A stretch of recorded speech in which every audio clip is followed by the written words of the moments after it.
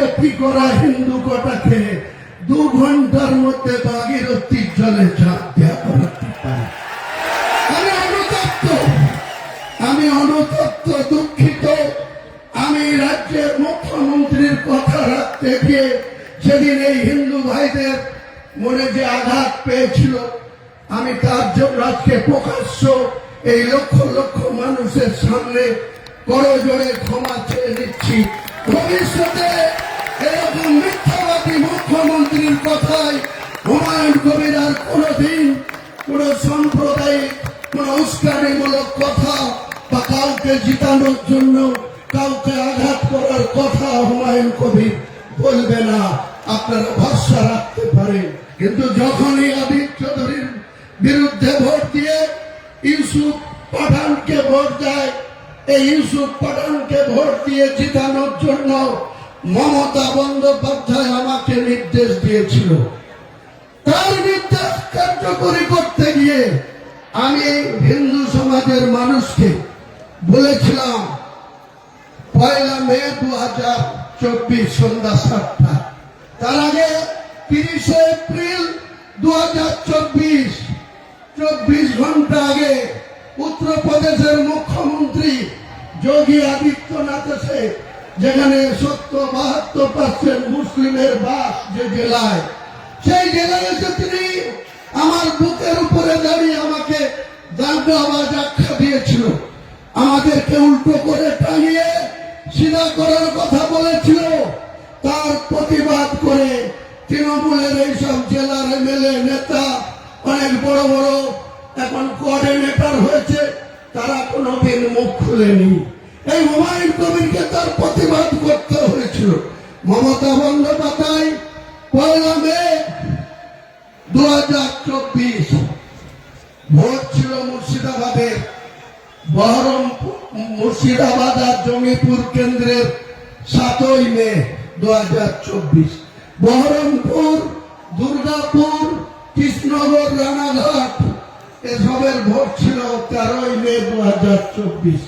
1 তারিখে মালদা থেকে প্রচার করে এসে মমতা ব্যানার্জি হেলিকপ্টার নিয়ে বড়ুয়া কিষাণ পার্টির মাঠে নেমে আমাকে ডেকে বলেছিল যে হুমায়ুন, আজকের দিনে আমার কাছে খবর আছে অদিত চৌধুরী আবার জিতে যাচ্ছে, ইউসুফ পাঠান হেরে যাচ্ছে, মোহাম্মদ সেলিম জিতে যাচ্ছে, আবু তাহের খান হেরে যাচ্ছে, তুমি একটা কিছু করো।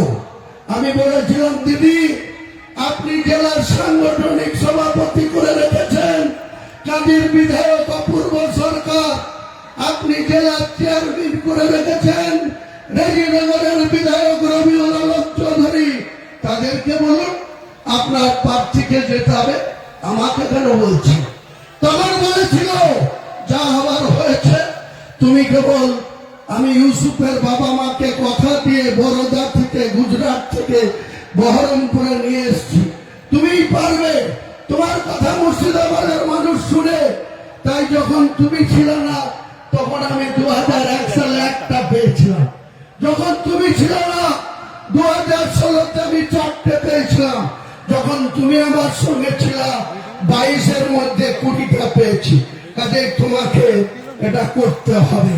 তাই সেদিন আমি যোগী আদিত্যনাথ যেভাবে মুসলমান সম্প্রদায়ের লোককে উল্টো করে টাঙিয়ে সিধা করার কথা বলেছিল, তার 24 ঘন্টার মধ্যে আমি বলেছিলাম যোগী আদিত্যনাথজি, এটা ইউপি না, এটা বাংলার মুর্শিদাবাদ।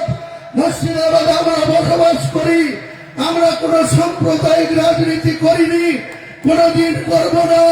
কিন্তু আপনি যদি মুর্শিদাবাদের মাটিতে দাঁড়িয়ে আমাদেরকে উল্টো করে টাঙিয়ে সিধা করতে চান, আমি হুমায়ুন কবির মাত্র 2 ঘন্টা সময় নেব। নির্দেশ দিলেই আপনার এই বিজেপি করা হিন্দু কটাকে 2 ঘন্টার মধ্যে ভাগীরথীর জলে ঝাঁপ দেওয়া করাতে পারে। আমি অনুতপ্ত, দুঃখিত। আমি রাজ্যের মুখ্যমন্ত্রীর কথা রাখতে গিয়ে সেদিন এই হিন্দু ভাইদের মনে যে আঘাত পেয়েছিল, আমি তার জন্য আজকে প্রকাশ্য এই লক্ষ লক্ষ মানুষের সামনে করজোড়ে ক্ষমা চেয়ে নিচ্ছি। ভবিষ্যতে এরকম মিথ্যাবাদী মুখ্যমন্ত্রীর কথায় হুমায়ুন কবির আর কোনদিন কোন সাম্প্রদায়িক কোন উস্কানিমূলক কথা বা কাউকে জিতানোর জন্য কাউকে আঘাত করার কথা হুমায়ুন কবির বলবে না, আপনারা ভরসা রাখতে পারেন। আমি প্রকাশ্য 1 মে 2024 সন্ধ্যা 7টায় যে কথা বলেছিলাম সেটার জন্য আমাকে অনেক কথা শুনতে হয়। অনেক হিন্দু ভাইরা মনে করে যে আমি হয়তো সত্যি সত্যি হিন্দু ধর্মের বিরোধী বা সনাতনী মানুষের বিরোধী। আমি আমার লাইফে 63 বছর বয়স, 43 বছরের রাজনীতিতে কোনদিন সংকীর্ণতা কি জিনিস, সম্প্রীতি বিনষ্ট করার জিনিস আমি মানি না।